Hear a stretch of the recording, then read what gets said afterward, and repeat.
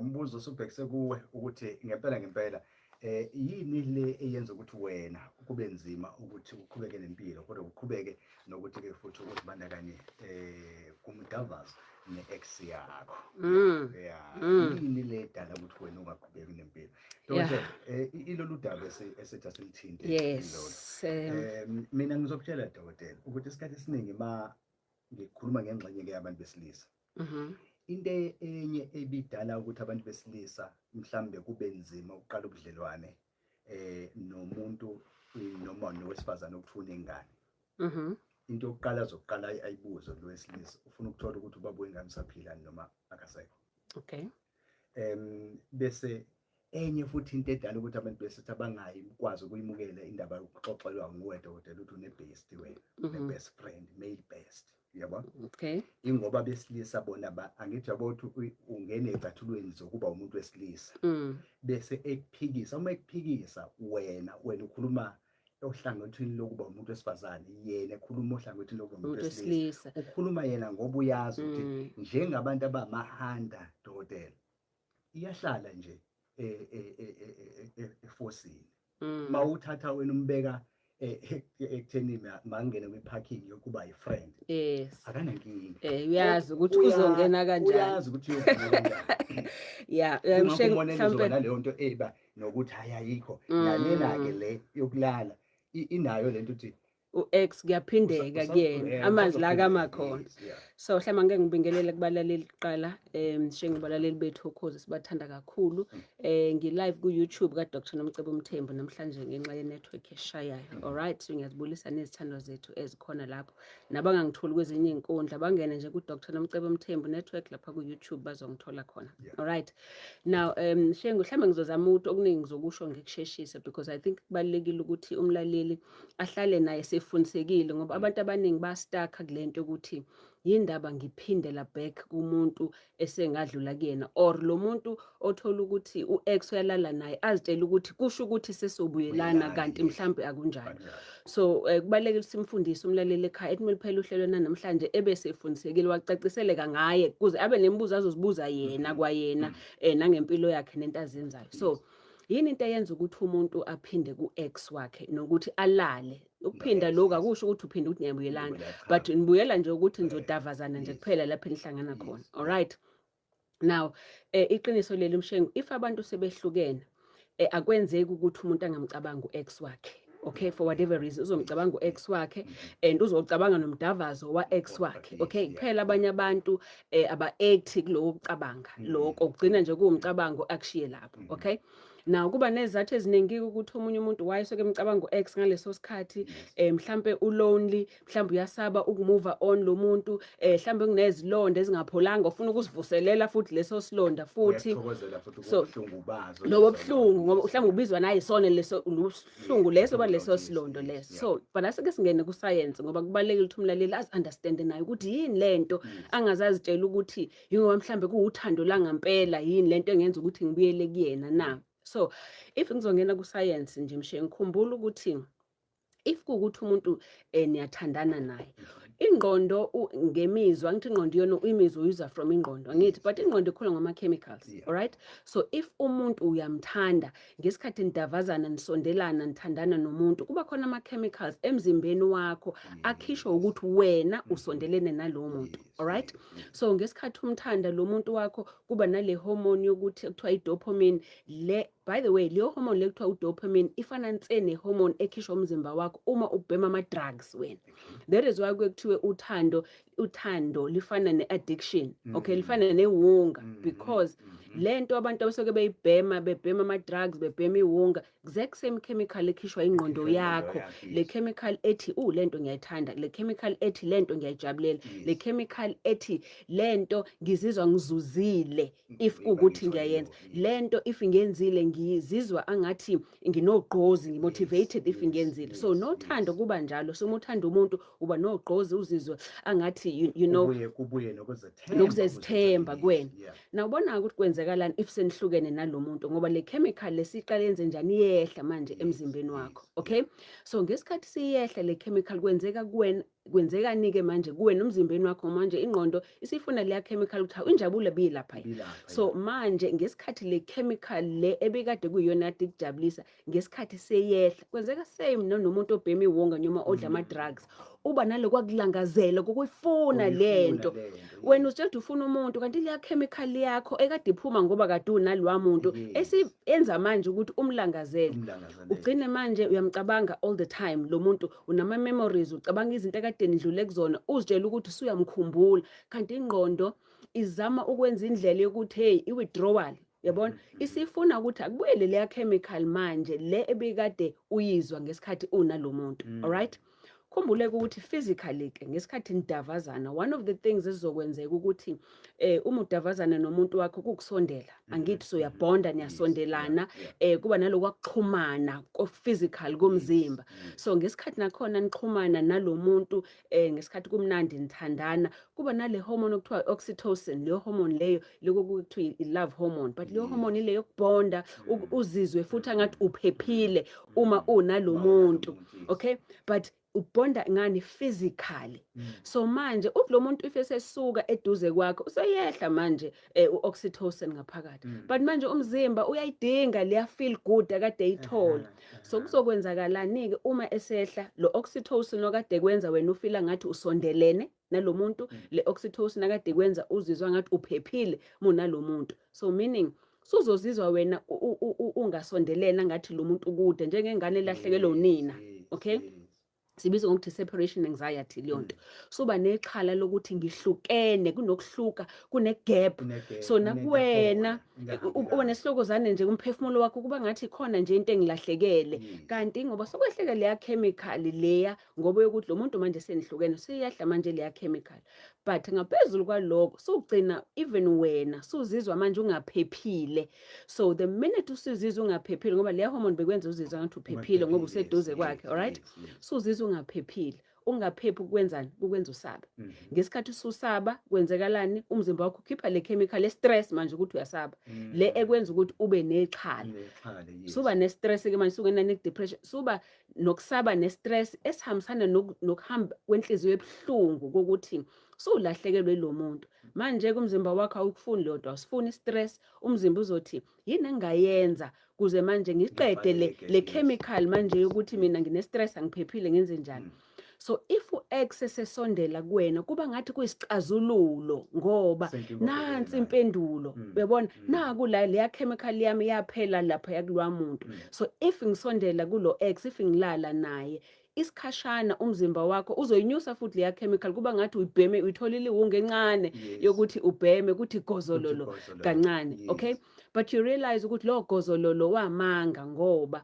kusuke kukhona isizathu esenzekile kuze nihlukane nina kwasekuqaleni okay isamile nje inkinga yanhloko isamile kanti also futhi ingqondo yenza enye into yokuthi iyakwazi ukuthi sibiza ngokuthi i-rosy retrospective leyonto ingqondo iyakwazi ukuthi izinto ebezikade uma sudlulile kuyona ku relationship lokho bokade kukubi uyakhohlwa lokho ukhumbule lokho kumnandi so kugcina kuba ngathi i-relationship ibingcono kunalento bekade iyona because ingqondo manje sihambe yaselector lokho okukhumbulekayo ku memory yakho okumnandi lokho kade upanishwa khona ayisakhumbuli kuba ngathi into ekude leyo engekho so ugcina futhi sukhohlwa into eyanihlukanisa so kukuhle lokho ukuthi angibheme mina manje kuze ngiduduzeke kule mizwa yami okay of which kwayona leyo nto akulona iqiniso ingqondo yakho nomzimba wakho isekuqambela amanga ngoba wena kumele manje uhambe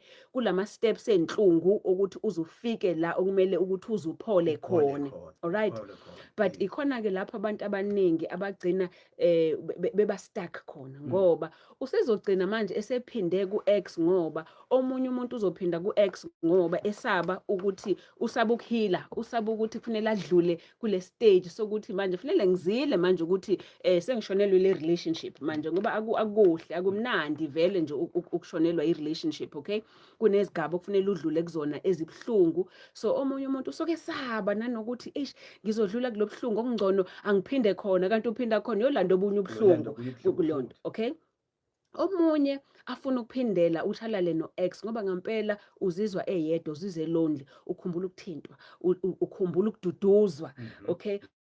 Ukhumbula nje ukuthi kube nomuntu oseduze kwakhe. So lokho abona ukuthi umuntu noma ngithinta nomuntu oweseduze kwami noma umuntu owangizwa ngafila ngicomfort kwakuyilwa muntu.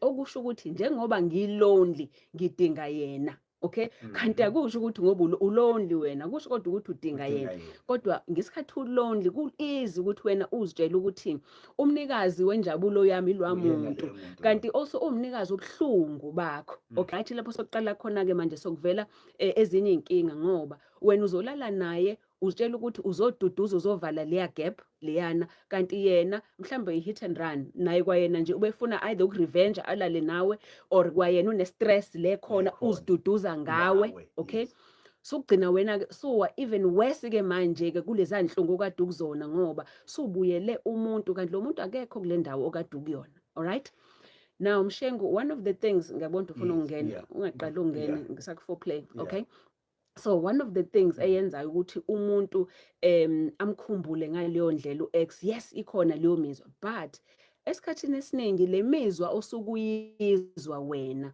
usuke kwesinye isikhathi ukhalela le njabulo eyayikade ikhona ngesikhathi kukhona injabulo, ngoba yayikhona injabulo, kwakukhona ukuphepha, kwakukhona ubumnandi, kwakukhona nane-identity yokuthi wena ubani umuntu, ngindoda ngoba nginonkosikazi, nguMrs Bani, nginesithunzi because of lo muntu. So kukhona le movie wena owawuyithanda, okay, ewakade uyidlala nalo muntu ngesikhathi kumnandi. Alright, so manje ngesikhathi umkhumbula kwa wena umzimba wakho usuke kwa wena uzikhumbula kwa injabulo wena wawunayo ngawe. Okay, but because le njabulo wawuyizwa unalo muntu ugcina sutshela ukuthi injabulo yalwa muntu kanti injabulo yakho, okay, kwakuyinjabulo yakho, kwamaphupho akho, kwama-plans akho, kwama-fantasies akho ngempilo kodwa unaye. So manje usuzikhumbula leyo feeling wawunayo wena ngaphakathi kuwena, sugcina suyipha yena lo muntu uzitshela ukuthi uyena umnikazi wale njabulo yami. Uyazi ukuthi dokotela, enye into ke evamise ukwenzeka, mhlawumbe ngibuze le ethi yenzeka kanjani ke le uthola ukuthi umuntu useqhubekile nempilo dokotela? Njengoba bathuma namhlanje kwiparaseseke, ukhona umuntu oqhamuke neqhinga nje ngoba efuna ukuyodavazana. Sure.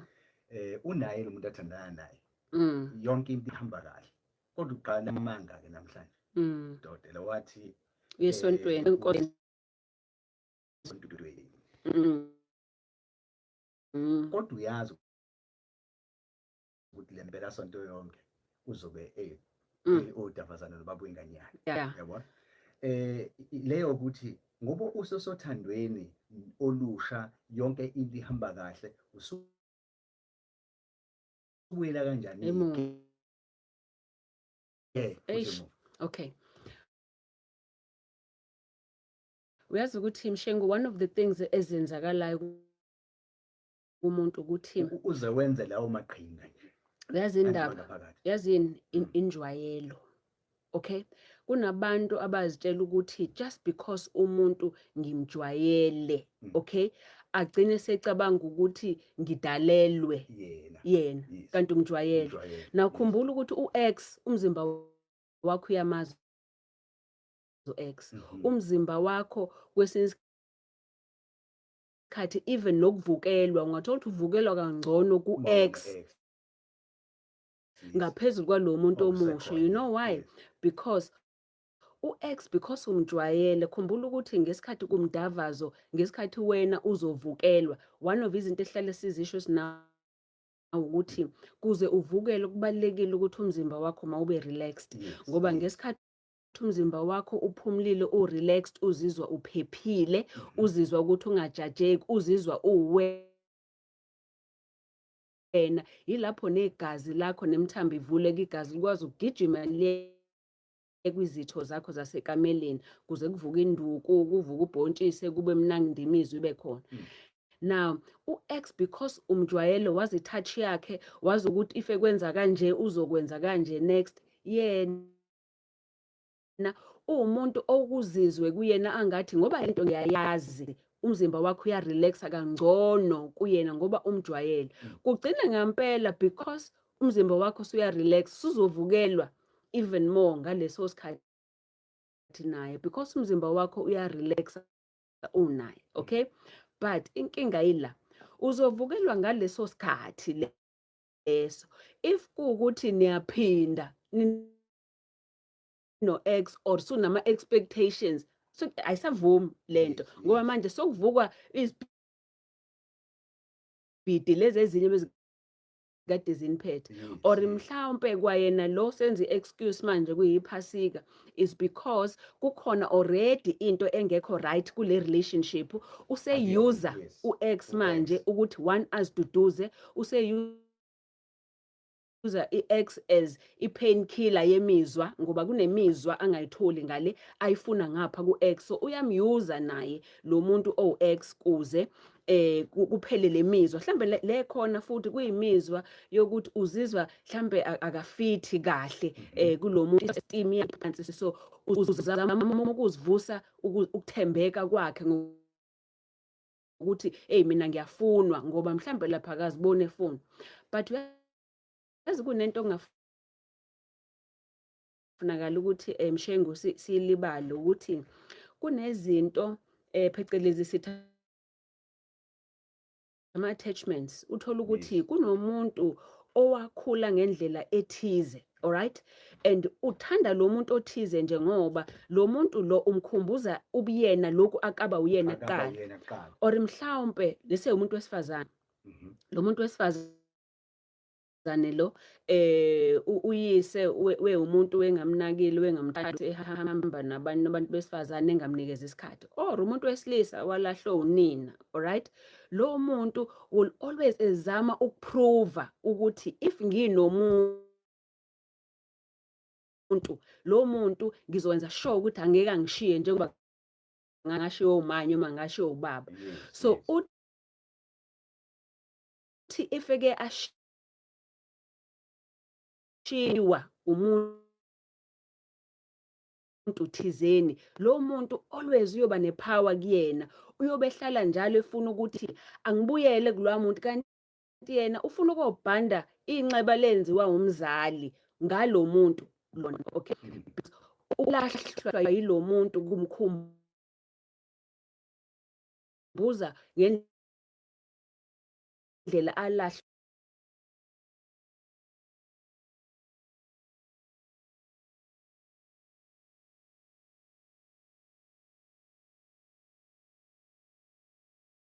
ubona ngayo edalelwe yona kanti phakathi ile ngane ngaphakathi nje yena eyalahlwa efuna uyise enyonini.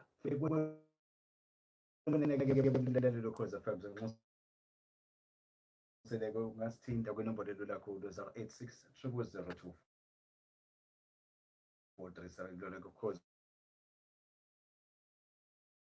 FM noma uthumele ke i-voice note kwinombolo elula kakhulu le nombolo 8079 1639874 Ukhozi maphiko siqale ngapha dluliselaba bese ngiphinda ngoba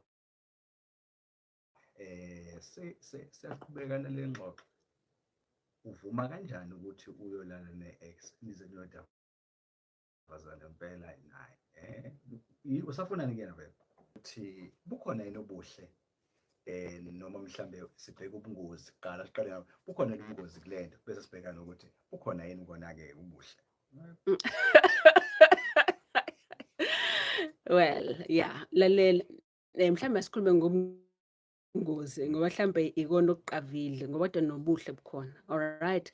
So mhlambe ubungozi kula ukuthi kakhulukazi if kuwumuntu already osenenye i-relationship yabona sekubungozi ke nje lokho kakhulu if sunenye i-relationship ngoba uzohamba middle okay, wena suku kwenye relationship, but also iba ingozi i-relationship ya-ex if kuwukuthi wena uthembile ukuthi ukulala naye lo muntu kusho ukuthi senibuyelene, kanti akunjalo. Alright, if nizobuyelana no-ex kumele kube nokukhuluma nokuhloniphana, kucace futhi, uyabona, yes, futhi kwazeke ukuthi sahlukaniswa yini kudlule lapho. Okay, kunomngozi futhi if kuwukuthi nahlukana nje no-ex senizolala nina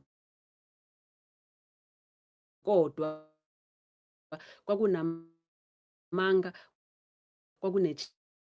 cheating, abuse thizeni phakathi, wena suyayiziba leyo nto, suvele nje uzolala no-ex, kuyingozi leyo nto. Okay, kuyingozi mhlambe ziyamfuna ubaba wazi or uma wazi, sesizothemba manje ukuthi kusho ukuthi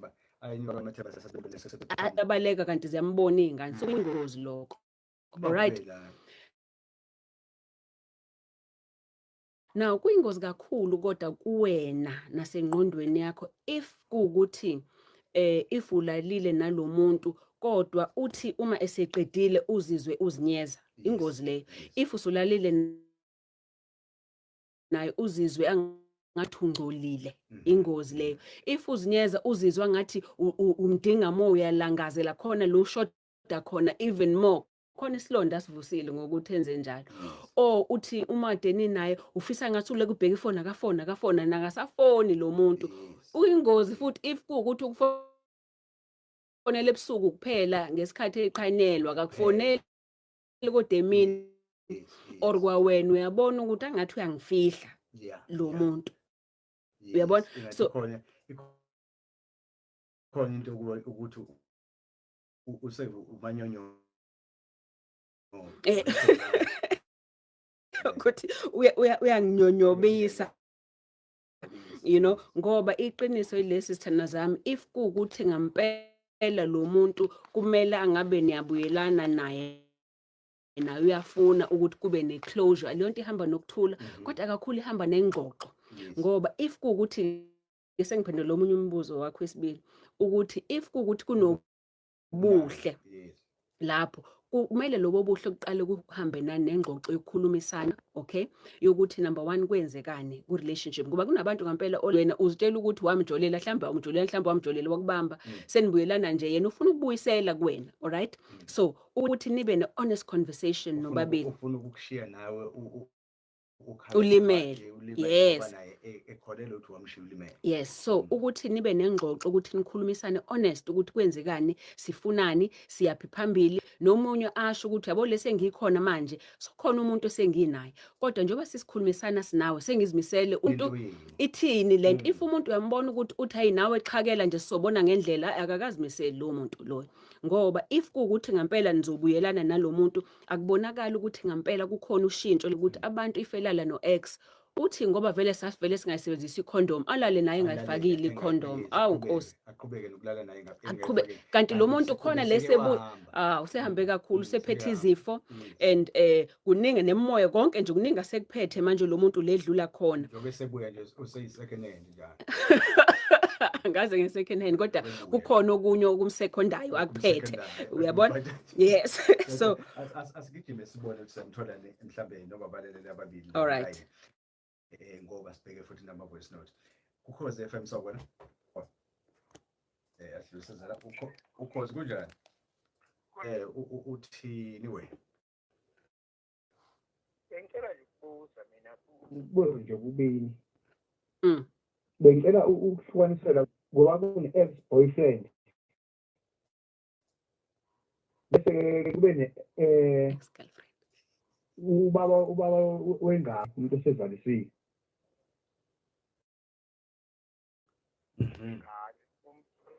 Yeah. engakholisa ingane. Yeah.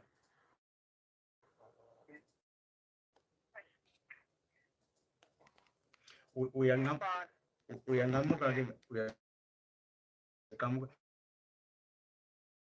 imali uthi ubaba wengane uyafana ne-boyfriend. ubaba ingane uyafana no boyfriend. Umuntu nje ethandana naye engazange ngisane naye. Oh. Kuleli gama la ex boyfriend ukuthi kuyefana ex boyfriend. Okay. Look ingane. Nokuthi kebshengo, nokuthi kebshengo bengivela ukuthi uqhathwa kancane ukuthi mina bengikholwa ukuthi amanzi akabakhona aphindane khona. Okay, kulungile. Nangu udokotela efuna ukukhuluma nawe. Ubaba wengane yini wena? Ngifuna ukubuza lokho kodwa uthi ngikuphendule kuqala before ngiphendule. Uma sithi u-ex kusuke kusho ukuthi leyo nto umuntu asedlulile kuyena lo muntu, alright? Whether banengane naye noma banayo ingane, kodwa kusuke kusho ukuthi sekudlule abasathandani nabantu, okay? Whether basathandane nje kukhona omunye umuntu asethandana naleyo muntu noma akekho kodwa khona into yabaqabanisa bahlukana, alright? Now kunabantu okazitshela ukuthi ngoba ewuma wengane yami kusho ukuthi kuyohlala njalo angikwazi ukuba u-ex. Cha, awukwazi ukuthi ungabi ubaba wengane, uyohlala ubaba wengane kodwa lo owesifazana akakwazi ukuthi ehlale engo, okay? Yes, ngifuna ukubuzwa kuwena-ke ngoba ngiyayibona ukuthi ngawe lento. Okay. Wena unoma wengane, right? Yes, manje ngokwakho awungixoxela. Uzitshela ukuthi njoba ewuma wengane une right ukuthi ulale naye yini noma mumdinga noma inini. Anginayo right. Ngikholelwa ukuthi idokotela kuyefana. Mina umuntu esifazane ngizizwa ngifana. Naye ngithi une right ukuthi alale nami. Esikwenza sivumelene thina nasibabi nakenzela. Cha, ngitshele ngaweke wena wenze njani wena noma wengane. Mina ngani yilo ngisho ukuthi esikwenza sivumelene nathi sibabi. Yini le nsuke niyenza? Yini? Isayenza noma senahlukana? Hey, angifuni ukuthoka. Mina thatha ngale yathi ukuthi angazi ngisikwa noma ingane yami. Kusho ukuthi kuyefeka ukuthi Yini nisuke yenzeka? kodwa la sibona nakhona nje ngisho ukuthi amanzi la ebekhona aphinde futhi kube njalo. Manje manibonana ke kodwa ke manibonana vele ninazi wena unaziphi inhloso ngayo? Inhloso zisuke zibekhona. Cha, Isithini? wena nje ithini inhloso ngaye? Mangumthanda umuntu kuseyinhloso ukuthi kumele ngimshade yabo unkosazana. Oh, so lokho enikwenzayo ke ukuthi kube on and off khona ukho kunyamalale angamnyamalali sekwenzekani? Ngesikhathi usathatha umsebenzi. Yeah, ngesikhathi usathatha umsebenzi kodwa loyo ke okhona ke ithini into yakhe nenzani nina naye niyalalana. sikhuluma ngawe. And futhi omunye umbuzo kuyena ke lo wena othi uthandana naye ke ngaleso sikhathi. Ku right yini kuyena ukuthi naye if enobaba wengane naye athi uba msile ngawe nje kodwa uyalala nobaba wengane uzozizwa unjani wena if enza lokho yena ke?